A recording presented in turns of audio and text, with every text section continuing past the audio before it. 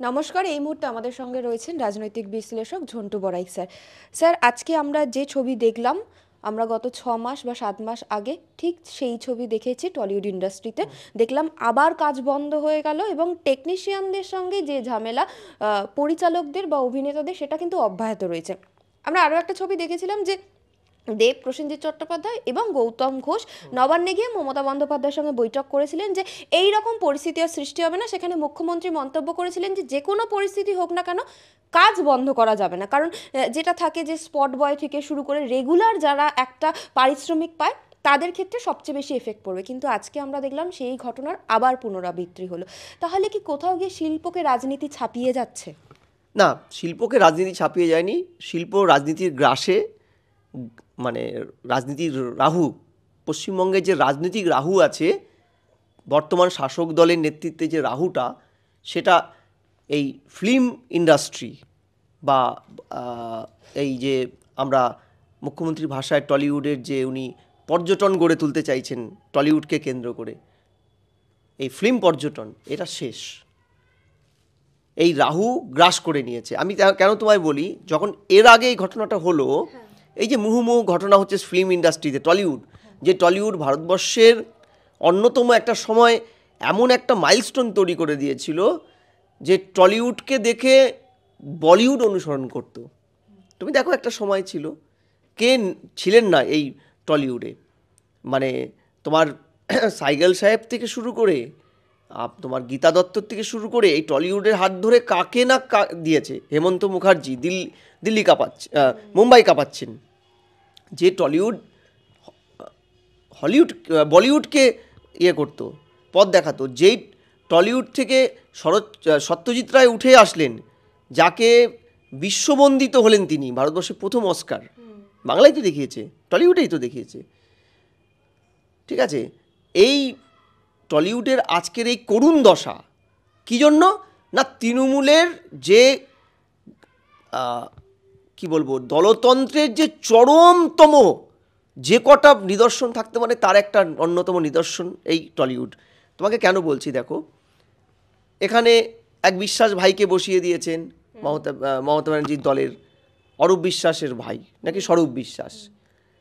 এই যে স্বরূপ বাবু, অর্থাৎ মেঘনাথ, মেঘের আড়ালে যে মেঘনাথ মহাশয়, এই মেঘনাথ মহাশয় যে সিন্ডিকেট রাজত্বটা টলিউডকে কেন্দ্র করে করেছে, মজাল আছে কেউ এই সিন্ডিকেট রাজত্বের বিরুদ্ধে গিয়ে কিছু করতে পারে। অর্থাৎ যে শিল্প আমাদের একটা সময় হীরক রাজার দেশ উপহার দিয়েছিল, যে ইন্ডাস্ট্রি, সেই ইন্ডাস্ট্রি আজকে হীরক রানীর গ্রাসে।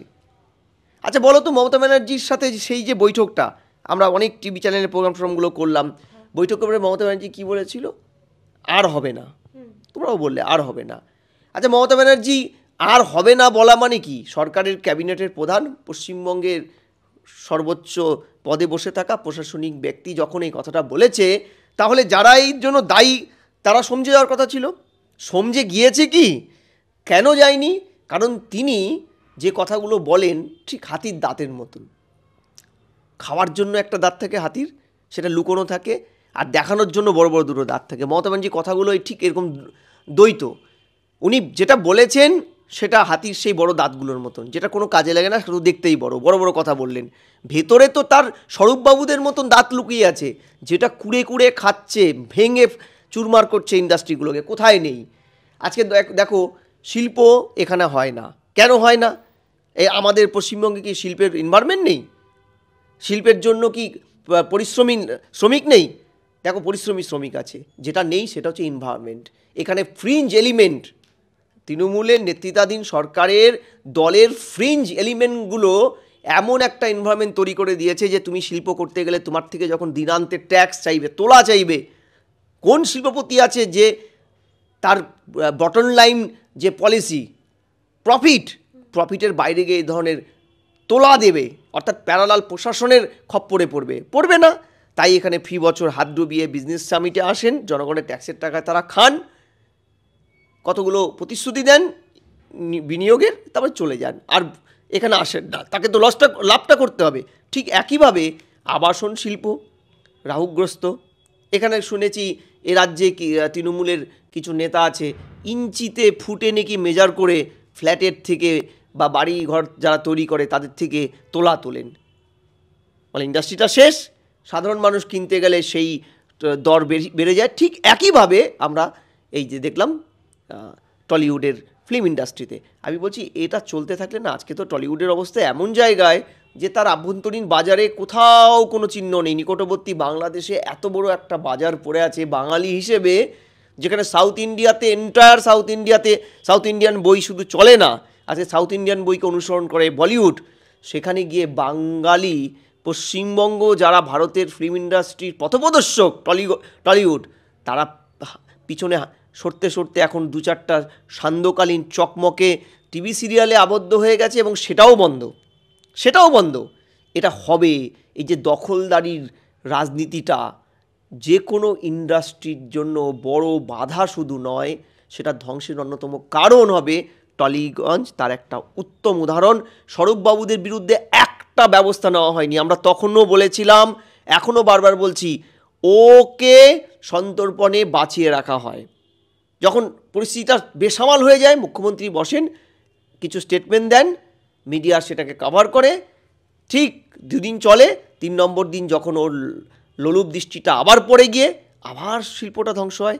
তার মানে বুঝতে হবে যে শাসক সরকার প্রশাসন এই যে দ্বিমুখ লড়াইটা করছে, দ্বিমুখ আচরণটা করছে, সেই দ্বিমুখ আচরণটা আলটিমেটলি তার যে দলতন্ত্র কায়েম করে রাখার একটা সুকৌশল ছাড়া আর কিচ্ছু নয়। মমতা ব্যানার্জি ভালো করেই জানে রোগের ওষুধটা কোথায়, কিন্তু রোগের ওষুধটা কিন্তু ব্যবহার করছেন না, কারণ তার দিনান্তে পলিসি হচ্ছে ওই টলিগঞ্জকে তার দলের বদান্যতায় রাখতে হবে, কন্ট্রোলে রাখতে হবে, এবং সেখান থেকে বড় অঙ্কের টাকাটা পার্টি ফান্ডে আনতে হবে বা দলের কিছু লোকের কাছে পাঠাতে হবে। ফলে এই রসায়ন চলবেই এবং দিনের পর দিন চলবে, আরও চলবে। সাময়িক হয়তো কিছুটা মিটমাট হবে।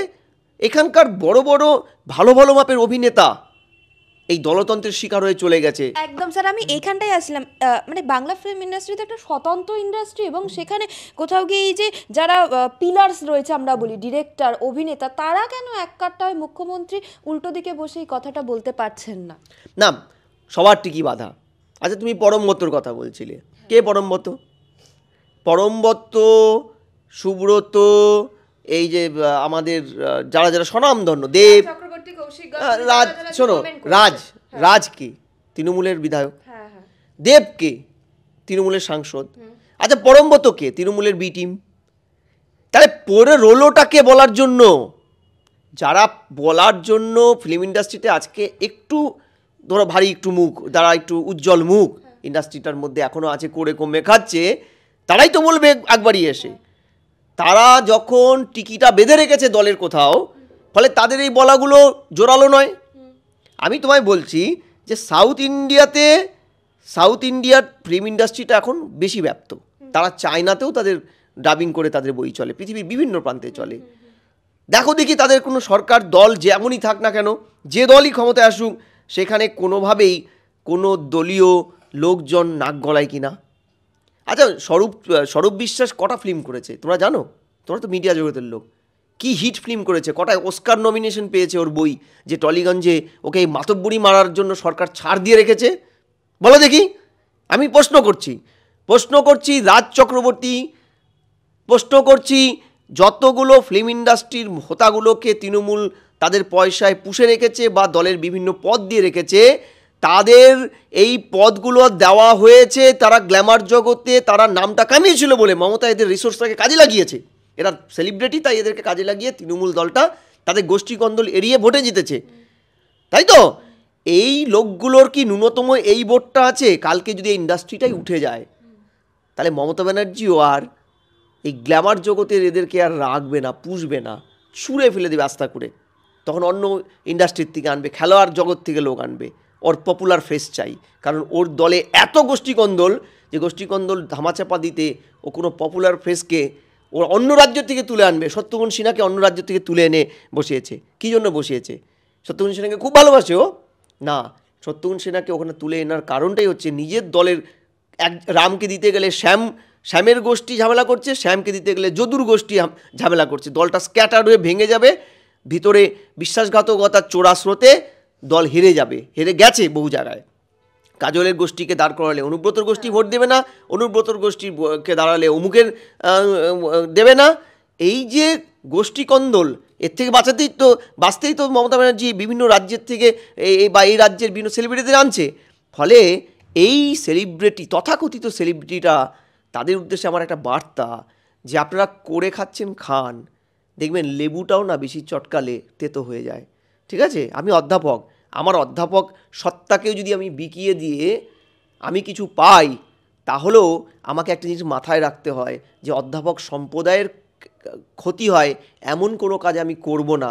কারণ আজকে আমি অধ্যাপক সত্তা দিয়ে জায়গাটা এসেছি, কালকে যদি অধ্যাপক সমাজটাই না থাকে, আমার প্রয়োজনীয়তাও কার কাছে থাকবে না। অর্থাৎ আমি আমার সম্প্রদায়ের ক্ষতি করতে পারবো না। এত বড় বেঈমান, এত বড় মূর্খ, এত বড় স্বার্থপর আমি নই।